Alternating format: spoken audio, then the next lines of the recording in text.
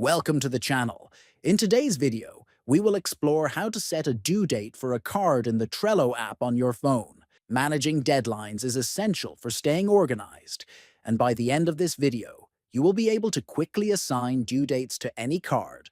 First, open the Trello app on your mobile device. Next, navigate to the board and select the card to which you want to manage. Tap on the card to open its details.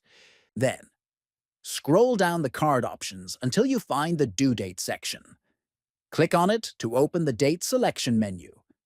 After that, choose the appropriate date and time that fits your schedule. Finally, confirm your selection by tapping Done, and your card will now display the due date clearly. By following these steps, you can manage all your cards more effectively. Don't forget to subscribe to the channel, like the video, and share it with others. Thanks for watching, and see you in the next video.